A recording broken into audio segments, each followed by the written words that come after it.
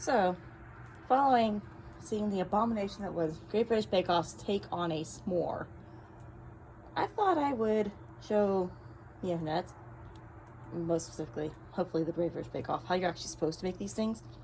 Now, since I don't feel like actually making a campfire, I lit up my DIY firebowl here, which is just a terracotta flower pot, some aluminum foil, and some charcoal briquettes. And which I did douse with lighter fluid because my charcoal briquettes, even though they are supposed to be instant light, grew damp and now have to be treated like regular charcoal briquettes, which involves the use of lighter fluid and matches. So this is the first ingredient to an actual s'more, which is a summertime or campfire treat, not a Halloween treat.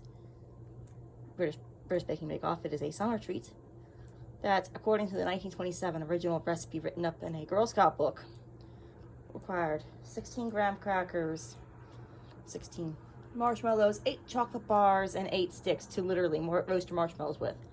Now, I'm gonna guess the marshmallows used to be smaller for it to be 2 marshmallows to make a s'more versus the jumbo we have today. In fact, I'm willing to bet that probably was the case if you need 2 marshmallows to make your s'mores. And graham crackers must have always come in the smaller size too, because these days it's just snap a nice long graham cracker in half. Versus the British Bake Off digestives and Italian meringue and ganache. I even heard that there wasn't allowed to be gooey, and that's not the case of marshmallows. So here's the actual first step to making a s'more, or some more, as it was in the recipe. It's 2 words, but over time we smashed it together to be s'more. And I don't know that Great British Bake Off actually credited the Girl Scouts for writing down the first recipe. I had actually watched the episode, but I probably would lose my head from rage if I watched their bougie upscaling of what is supposed to be a snack even a little kid can make. With supervision, because you're still dealing with fire and heat. So yeah, the moment that I'm waiting for my fire bowl here to go up to temperature before I can roast anything. And that might take a while. Alright, here I'm back, and here are the ingredients for an actual s'more. Graham cracker, marshmallow, in this case 1 because it's a jumbo, and it's square so it was meant for this. And the recipe actually from the 20s even specified Hershey's chocolate, so see, I followed the Girl Scout recipe exactly. That is Hershey chocolate. Yeah. So, using a little fondue fork because I have no desire to go out and sharpen a stick for this. But I have in the past when I was a Girl Scout, because I aged out, didn't bother staying for life, so I'm now ex-Girl Scout for that reason. So yeah. This is now hot enough that I can see parts of it, the little coals there turning white. And it's just a matter of sitting here and roasting your marshmallow with the heat. Don't get too close, that's how you want to flaming marshmallows, which my fellow Girl Scouts and I always end up doing, because as little girls, you told them they can actually put stuff near a fire. We caught shit on fire because we could. But I was the best Girl Scout marshmallow roaster in my troop, because I didn't only set my stuff on fire a little bit, not a lot. Yeah, you think Girl Scouts would be better at cooking, but modern Girl Scouts do not focus on actual skills. They focus on stupid crap. Now, I'm not going to sit here and watch this caramelize, but yeah, it's no more fancier than this.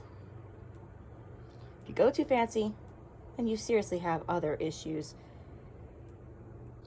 As you can see, as I'm roasting, it is getting a little bit soggy. And this bottom side's still a bit too blonde. One corner there I did get a little too close to the heat, so that almost burned, but it's still just caramelized. Said I was the best marshmallow roaster my troop, didn't say I was world class. So yes, as I'm roasting marshmallows, I need to roast the idea of a bougie s'more. Apparently it's for their American week, which they always screw up. One of the last times I watched Great British Bake Off, I think my mom and I surfed into it out of curiosity. I watched a couple episodes as it was a marathon. And they had this episode where they had to make a hand pie out of a certain type of crust. And they were losing their ever-loving crap because they didn't know how to make this crust. As soon as I heard the recipe, it's flour-based crust, by the way, I was like, huh, that sounds an awful lot like the only pie crust I know how to make. Until that's actually melted on the inside, the stick comes out, and you squish it. That's right, Great British Bake Off, you have to squish a s'more. And anyway, they were losing their ever-loving crap over the only pie crust I know how to make, which is, well, it was lard-based, but I always do Crisco. So you can see it squishes out over the edge, and the heat from the melted marshmallow should melt the Turkish chocolate inside. And that's how you actually make a stinking s'more. So the Great British Bake Off, who have to do an American week, perhaps you should look up American cuisine that actually needs to be baked and not fire roasted. Perhaps if you'd had them make their own marshmallows, their own graham crackers, like a reconstruction challenge, and docked points for them going bougie crazy instead of setting them up to be bougie crazy idiots in the first place. Perhaps you wouldn't be getting roasted right now like I just did with this marshmallow. So, actual s'more made by an actual ex-Girl Scout in the way you're actually supposed to make it.